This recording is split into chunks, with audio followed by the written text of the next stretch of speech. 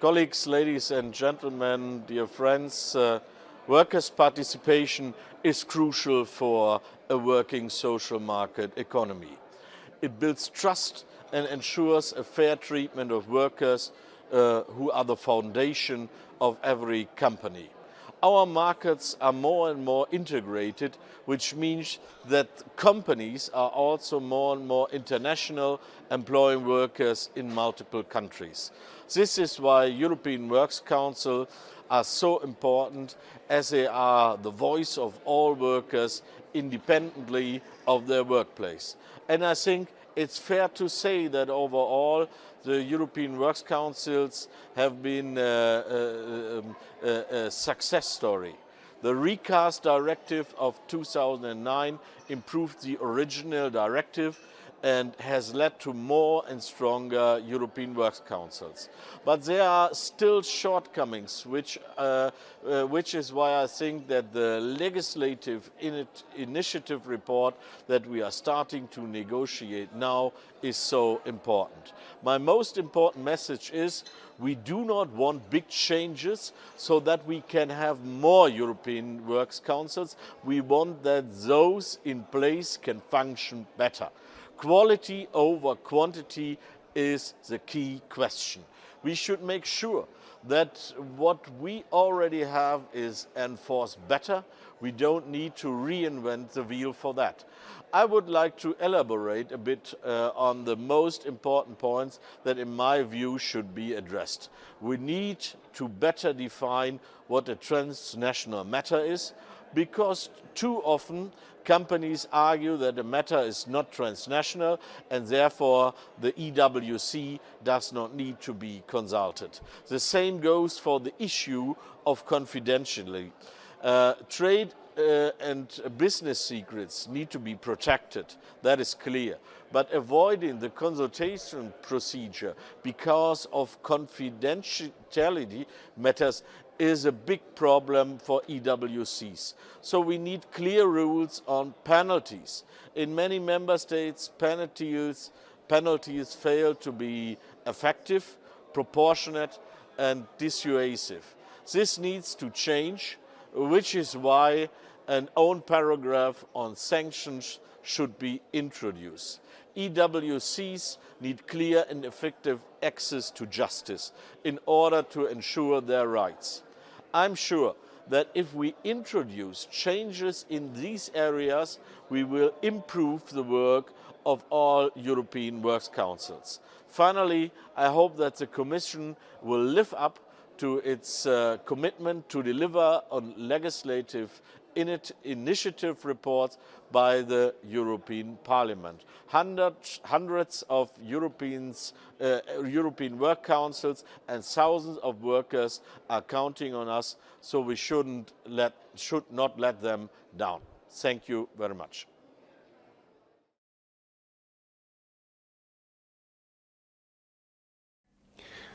I'd like to thank the Presence Group for organizing this webinar today and have the opportunity to discuss the future of the European Works Council's directive. Of course, I keep in mind that there is a debate that is ongoing in the European Parliament, and it will be a pleasure to exchange during the webinar itself with Mr. Radke and also with our trade union colleagues about what is at stake with this initiative in the European Parliament. But perhaps to remind a little bit what we are talking about. So we are speaking about European Works Councils, which are bodies that exist in corporate that have more than 1,000 employees in 2 member states at the minimum. And that is, of course, something that is very useful to build across Europe, on the company level, a culture of social dialogue. And that, I think, from the existing directive of 1994, and as some of you may remember, at the time of 2008 and 2009, the recast directive that was already making some changes to the original directive, that has been, of course, a gradual development of the functioning of European Works Councils in the context of this European legislation. Having said so, of course, we are now today in the context of the European Parliament looking into the issue. And it's important, first of all, to recognize that this is something that we are regularly discussing between the European social partners and with the European Commission. There was a debate over the last years about what would be the best way forward for European Works Councils and how can the European Union play a useful role in this respect. And I mean, the debate that we were having was about a new handbook, a handbook that would be supporting the social partners at the company level, to have the practice of European Works Councils in the companies where they exist, but also to understand what is the situation of those companies that do not really have a European Works Councils, but maybe in the scope of the directive and therefore potentially could have an interest in creating a European Works Council. And so we were engaging in this process openly and constructively with the trade union colleagues. I think this was well on its way, and we had done on our side at Business Europe some work together with the management of European Works Councils in companies. That was a few years ago an important input to really understand on our side what are the issues for management in terms of their European Works Councils. And of course, there is one particularly important issue that I want to flag, which is the fact that the management sees value in European Works Councils because it can be a way of interacting regularly with the workforce, having the possibility to discuss issues that are important for the company in terms of the workforce developments and different trends in different countries. But of course, it is the European Works Council, and I think what's coming now from the European Parliament tends to blur what is transnational and not transnational. And I think it's very important to respect the different levels of information and consultation of workers, particularly what is organized on a local level in different member states, and not to create any blur with what is a European Works Council based on different countries' interaction and their workers at the company level. At least 2 member states, of course, should be part of the proceedings when it comes to European Works Councils, and that is very important. But also very important is the fact that the cooperation between the management and the representative of employees in European Works Councils, of course, will be quite varied depending on industrial relations systems across Europe. And having said so, of course, what is very important is that there is a climate of trust. And in order to create this climate of trust, you need to have on the management side the opening to the role of the European Works Councils, but also on the side of the workers, the understanding that management needs to decide and to decide in an effective manner. Of course, we are speaking about issues that are very important for the competitiveness of the companies, and they need to be able to come up with a decision in a swift manner that is adapted to the situation of the company.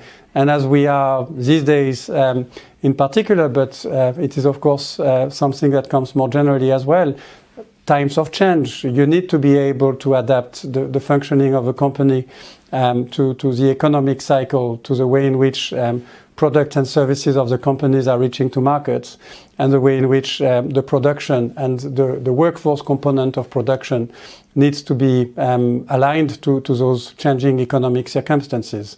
And so, of course, this dialogue is very much about adaptation to change. It is very much about having the awareness of the workers about the company's issues.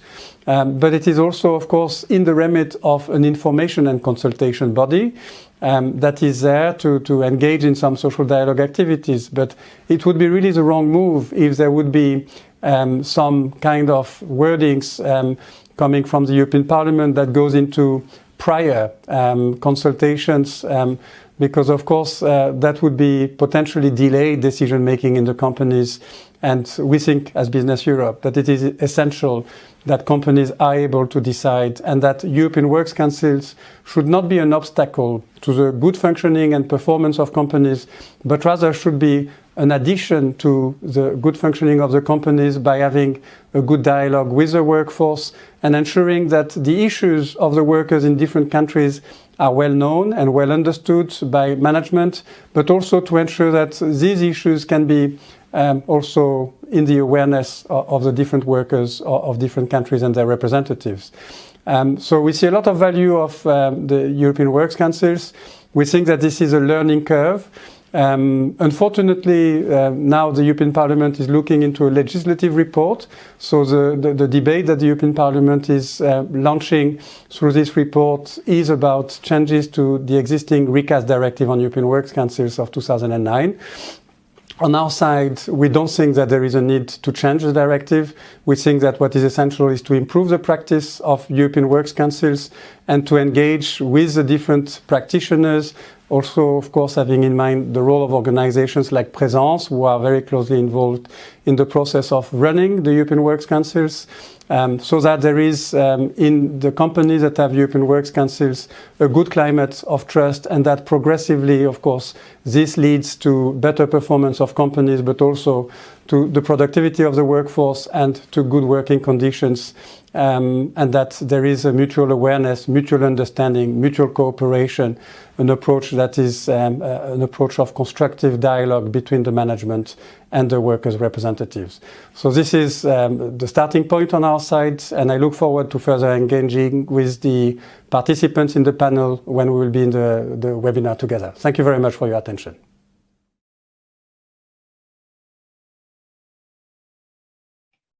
Good afternoon, colleagues, and happy to be with you today. Very much interested in the discussions on indeed how to strengthen the European Works Council Directive. And in a nutshell, I will give you an overview of why European Works Council information and consultation matter. And second, what we need to address the loopholes and the weaknesses of the directive to make the rights of European Works Council effective. I'm Isabelle Schumann, Confederal Secretary at the European Trading Confederations. Why it is important, indeed, that European Works Council are informed and consulted, and why we are at the crossroad of having evaluated what we have since more than 10 years and what does not work. And indeed, here, what we see is exactly that the European legislation, the directive, is not effectively implemented nor enforced. In that respect, the outcome is that workers' representative, European Works Council member, cannot exercise their right effectively. And this is a large loophole that has been indeed recognized and evaluated in a range of evaluations done by the European Commission, done also by the European Trade Union Institute. So we have enough evidence to move on and to address those loopholes. But I would like, first of all, to recall why European Works Councils and their rights are important. Why do they matter? Indeed, they matter exactly because they are the only standing European body that represent workers' voice in transnational issues. What are European Works Council? I think this is one of the key features of the European economic and social model. And I think as such, it is the first and only standing European body that represents workers' voice as anchored in the treaty and also in secondary legislations of the European Union. I would like to recall that the information and consultation of workers is a key feature that are located at the level of the treaty, but also the Charter of Fundamental Rights of the European Union. Likewise, it is relayed by the national industrial relations systems and the national legislations. And as such, I think we have to make clear that those rights have to be effective in order to deliver and to make sure that the European Union delivers in terms of European economic and social cohesion. Next slide, please. The role of European Works Council is, of course, to anticipate and to manage the changes. And here you have, in a very concise way, the very important role of workers to make sure that indeed they are constituencies of businesses. They are part of the processes in terms of anticipating the changing, from being prepared to, of course, being owner of the changes and to be able to make those changes in a way that it delivers to all, it delivers for all, and in particular, it delivers for workers so that no workers is left behind.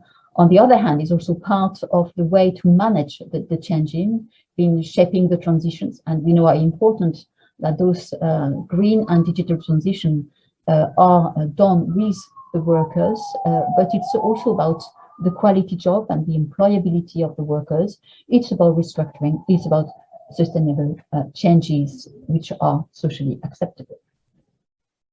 How can European Works Council exercise their rights? It starts with, of course, the setting of European Works Council, and we know how difficult the negotiations are to set European Works Council. When the European Works Council is set, then there is, of course, the need to have access to timely informations and to have consultations which are meaningful, so that it delivers indeed on the way anticipations and management of change is done, and in particular is done with workers. And of course, it is all about how transnational matters affect the workers positively and negatively, and of course, to anticipate and mitigate those changes, but to make sure that workers are part of the process and that those processes deliver positively also for the workers. What are the needs to be assessed? And of course, here, what we are, where we are now is exactly after the evaluations. What are the loopholes that have been identified and how to reply to those loopholes? So we have, of course, identified the problems and how we come with the solutions. And clearly here, there is no time to be lost in discussions on whether we go for, I would say, guidelines, handbooks, or whether we go with hard law. I think it is clear from the evaluations that have been carried out that we have to act now and to act effectively.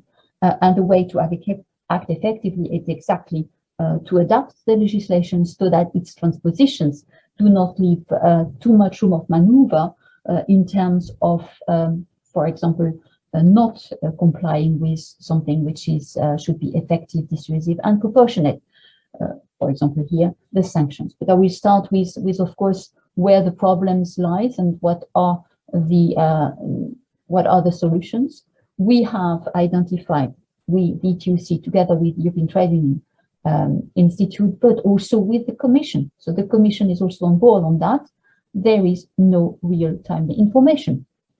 The information comes too late when the decision is taken. So what are what is the role of European Works Council members if you get the information that everything has been decided? No role whatsoever. So we need to have a timely information, which means that this information has to take place before the decision is taken.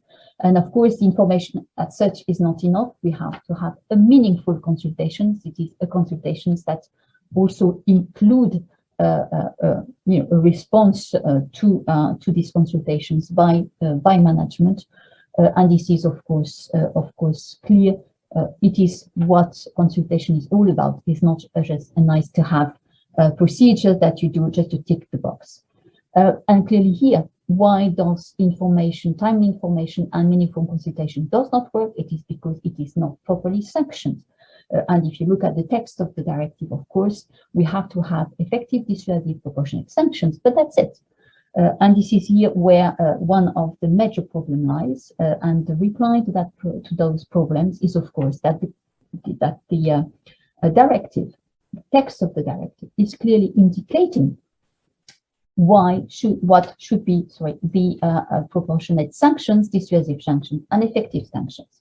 And here we have listed some of them. It should be an interim injunction so that you can suspend the decisions until the information and the consultation is done timely and meaningfully. It could be also about the suspension of the exclusions to access to public procurement or public subsidy. It could be also a fine in terms of a percentage of the annual turnover. And I would like to stress that those sanctions are something that you find in other directives. So it would be not something new, but it would be something which would make the difference clearly in terms of where we are and what we need to have. And I would like to recall that the directive looking at the sanctions or stabling sanctions for employers employing illegally third country nationals of 2009 proposes some of those sanctions and even go up to identify and classify those breach of rights into a criminal offense in terms of the persistent violations. And here clearly you see this is what we see indeed when we see the violation of European Works Council rights. Another dimension which is clearly at stake here is that there is a very difficult access to justice for European Works Council, let alone the fact that some of them have no local standing, so no legal personality to go to court, but of course also that European Works Council have no to little access to trade unions to support them when they engage in a court procedure, let alone the financial resources, in particular if they have no legal capacity. And this is clearly in breach with the Charter of Fundamental Rights of the European Union that stresses that legislations at the European level should support the victim of breach of rights and violation of rights, should support the victims to go to court. And here clearly we do see here a real need to act and to change the situation so that indeed European Works Council have a facilitated access to court. And here I would like to refer also to a study from the European Trade Union Institute, which shows how difficult, how many obstacles European Works Council have if they want to go to court, let alone a pending case that we are looking at in Finland, where it is clear that there is no real access to court for European Works Council. There are other dimensions that we can discuss today, of course. Happy to discuss that with you. We could discuss, of course, the undermined role of trade unions to deliver expertise and to coordinate with national workers' representations, which is, of course, key, in particular when it comes to organizing the sequencing of the consultations and the reply, and of course the expertise. But it's also on the definitions of concepts that have been used or interpreted in a way that is so restrictive that nothing could be qualified or defined as transnational, or everything could be defined as confidential by employers, so that European Works Council cannot have access to the information. We have also element looking at the negotiation process, where we do see here the need to improve the fallback position, let alone the timing that it's proposed to do the negotiations. And I think here there is an abuse of the 3 years timing, so that indeed we could see a reductions in that, and of course other elements that are keeping long-standing agreements, of course, and not letting a level playing field be organized in a way that everyone has is operating on the same level and on the same level playing field. So it is important that we target the revisions of the European Works Council Directive in a way that indeed this directive is effective in terms of the rights of European Works Council to be able to do the work they have to do.